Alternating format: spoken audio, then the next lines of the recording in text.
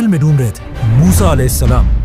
वो उनके हाथ ना आ सका, उसे वो मार नहीं सके, बल्कि इस बच्चे को फिरौन अपने ही घर में पालने लगा। यहाँ से आगे जो हुआ वो हम सबको बताए। मतलब मूसा अलैहिस्सलाम ने पैगंबर बनने के बाद फिरौन के सामने आकर एक ही डिमांड रखी कि मेरे खानदान बनी इसराइल को गुलामी से आजाद कर दिया जाए। और बहुत सारे मिरेकल्स के बाद आखिर फिरौन ने उनकी बात मान ली और बनी इसराइल को आजाद करके इजिप्ट से निकलने की इजाजत दे दी। जिसके बाद बनी इसराइल के 6 लाख लोग एक ही रात में 400 साल के बाद इजिप्ट को छोड़कर फलस्तीन की तरफ रवाना हुए। लेकिन अचानक पता नहीं ऐसा क्या हुआ कि उस वक्त के फिरौन रैमसेस ने बनी इसराइल को इजाजत देने के बाद भी अपना किया हुआ वादा तोड़ दिया और अपनी पूरी फौज को जंग के लिए तैयार होने का हुक्म दिया। जिसके बाद रैमसेस अपनी फुल ताकत के साथ मूसा अलैहिस्सलाम का पीछा करने लगा।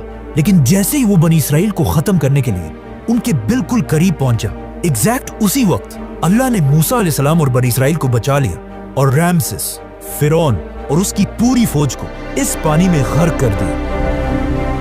अब यहाँ पर एक बहुत बड़ा मसला है कि मूसा अलैहिस्सलाम का जिक्र इजिप्ट की पूरी हिस्ट्री, टैबलेट्स, राइटिंग्स में कहीं भी नहीं है। मूसा अलैहिस्सलाम की स्टोरी हमें सिर्फ बाइबल और कुरान में मिलती है। लेकिन एक चीज हिस्ट्री और इन आसमानी किताबों में कॉमन है। मतलब आज दुनिया का हर हिस्टोरियन इस बात को मानता है कि मूसा अलैहिस्सलाम के दौर के फिरौन रैमसेस के मरने के बाद इजिप्ट कभी भी दोबारा अपने पैरों पर खड़ा नहीं हो सका।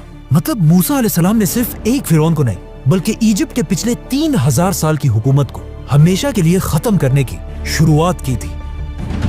रैमसेस इजिप्ट का आखिरी बड़ा फिरौन था जिसने अपने आप को और अपनी पूरी फौज को अपने गुरूर की वजह से खत्म कर दिया था। जिसके बाद पूरी दुनिया को यह समझ आ गई कि फिरौन कोई खुदा नहीं बल्कि सिर्फ एक आम इंसान है। जिसके बाद यहाँ से पहली दफा इजिप्ट अपना सुपर पावर का टाइटल आहिस्ता आहिस्ता खोने लगा और यहाँ के हालात इतने खराब हुए कि आज तक इस दौर को डार्क एजेस के नाम से याद किया जाता है।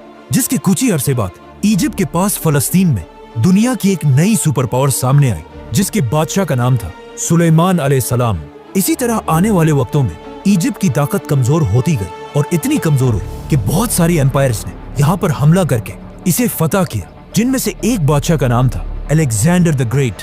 लेकिन अलेक्जेंडर द ग्रेट की एम्पायर के बाद फाइनली एक नई super power the great Roman empire ने आखिर इजिप्ट को फुल ताकत के साथ फतह किया और अगले 600 साल तक रोमन एम्पायर ही इजिप्ट पर राज करती रही और कोई भी उनसे इजिप्ट छीन नहीं सका। लेकिन अब फाइनली 600 साल के बाद रसूलुल्लाह सल्लल्लाहु अलैहि वसल्लम की हदीस के पूरे होने का टाइम आ चुका था और मुसलमान उमर बिन खत्ताब की खिलाफत में रोमन एम्पायर से इजिप्ट छीनने के लिए उसके दरवाजे पर खड़े थे। सब्सक्राइब।